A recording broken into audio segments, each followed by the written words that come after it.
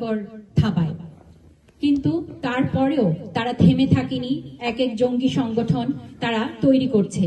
কিন্তু আমি বলবো, আমাদের বঙ্গবন্ধুর ডাকে আমার বাবা জীবনের মায়া ত্যাগ করে মুক্তিযুদ্ধে অংশগ্রহণ করেছিলেন। সেই বাবার যদি আমি সন্তান হয়ে থাকি, তাহলে আমি বঙ্গবন্ধুর আদর্শকে ধারণ করে একজন একনিষ্ঠ কর্মী হিসেবে এই মাঠ ছেড়ে পালাবো না ইনশাল্লাহ। যদি আমাকে জীবনও দিতে হয় তবু আমি জীবন দিব। আপনারা আমার সাথে থাকবেন আশা করছি।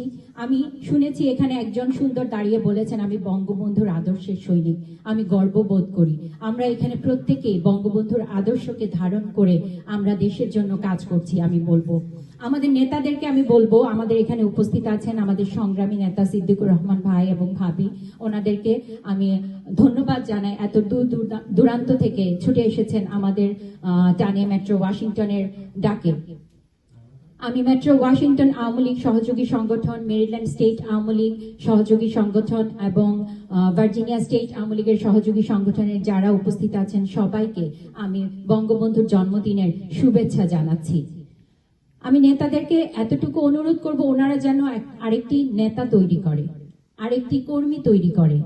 কারণ আমাদের এখানে অনেকেরই অনেকভাবে কাজ করার সামর্থ্য আছে, সুযোগ আছে, কিন্তু যারা কাজ করে তাদেরকে একটু সামনে যদি এগিয়ে না দেয় তাহলে তারা কিন্তু সেই উৎসাহ হারিয়ে ফেলে।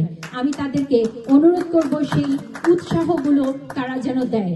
কারণ আমি মনে করি আমার সিদ্দিকুর রহমান ভাই আমার লিডার, আমার বাকি ভাই আমার লিডার। আমি যদি আজকে এখানে দাঁড়িয়ে আপনাদের সাথে বীর দর্পে কথা বলি, বলিষ্ঠ কণ্ঠস্বর দিয়ে কথা বলি, সেটি তাদেরই সৃষ্টি। তারা আমাকে ক্রিয়েট করেছেন। আমার নেতারা লিডার ক্রিয়েট করে, ফলোয়ার্স ক্রিয়েট করে না। আমি তাদেরকে ধন্যবাদ জানাই সেই জন্য। আর আরো একটি কথা, যে আমাদের বাংলাদেশের যে আওয়ামী লীগ প্রাণের সংগঠন, এটি একটি বৃহত্তর সংগঠন। আজকে অস্তিত্বের প্রশ্নে আমরা সম্মুখীন। আমরা আমাদের আওয়ামী লীগকে তারা নিষিদ্ধ ঘোষণা করতে আসে, ছাত্রলীগকে নিষিদ্ধ ঘোষণা করতে আসে, আমাদের ইতিহাসকে বিকৃত করতে আসে। আমাদের ইতিহাস বিকৃত হবে না। আমি বলছি, যারা বঙ্গবন্ধুকে মুছে দিতে চায়, তার ৭ই মার্চের ভাষণকে ভুলে যেতে চায়, তারা বাংলাদেশের শুভাকাঙ্ক্ষী বা মুক্তিযুদ্ধের সপক্ষের শক্তি হতে পারে না। তারা অবশ্যই জঙ্গি সংগঠন। আপনারা ইতিমধ্যে দেখেছেন আমাদের অবৈধ ডক্টর ইউনূস কিভাবে ক্ষমতায় ওত পেতে বসে আছে এবং প্রতিটি জায়গা কিভাবে ছিন্ন ভিন্ন করে ফেলেছে। আমাদের বাংলাদেশ এখন বিবস্ত্র বাংলাদেশ। আমাদের নারীরা এখন উলঙ্গ। আপনাদেরকে বলার ভাষা নেই যে প্রতিদিন কি কি নিউজ আমরা পড়ছি। আপনারা সবাই জানেন, সবাই মিডিয়াতে চোখ রাখেন, অনেক কিছু মিডিয়াতে আসেও না। আপনাদেরকে প্রতিবাদ করতে হবে, আপনাদেরকে রুখে দাঁড়াতে হবে, আপনাদেরকে এই বঙ্গবন্ধুর জন্মদিনে শপথ নিতে হবে ঐক্যবদ্ধ হয়ে।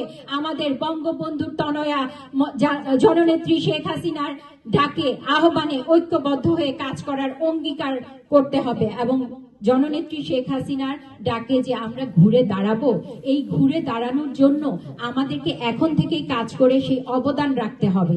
বিন্দু মাত্র অবদানও যদি আমরা রাখি, আমরা মনে করি বিন্দু বিন্দু করেই সিন্ধু হয়।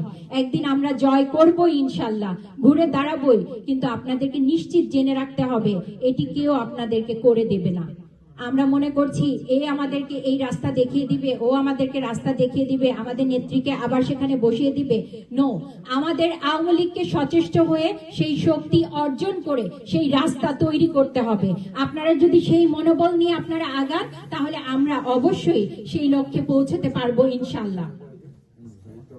আমি অনেক কথা বলে ফেলেছি, জানি আমার পিছনে এখনই ঘন্টা বাজবে 1 মিনিটের, কিন্তু আমাদের যখন নেতাদেরকে পাই আমরা খুব ইমোশনাল হয়ে যাই, আমাদের কিছু কথা না বললেই নয়।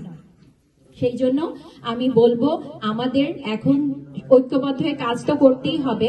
আমাদের দলীয় স্বার্থকে বড় করে দেখতে হবে, আমাদের ব্যক্তি স্বার্থের ঊর্ধ্বে রাখতে হবে আমাদের দলীয় স্বার্থকে। আমাদের আওয়ামী লীগের জন্য কাজ করতে হবে। আমি আমার নেত্রীর নেক হায়াত কামনা করে এবং বঙ্গবন্ধুর আত্মার মাগফিরাত কামনা করে আমি আমার বক্তব্য শেষ করছি। জয় বাংলা, জয় বঙ্গবন্ধু, বাংলাদেশ চিরজীবী হোক।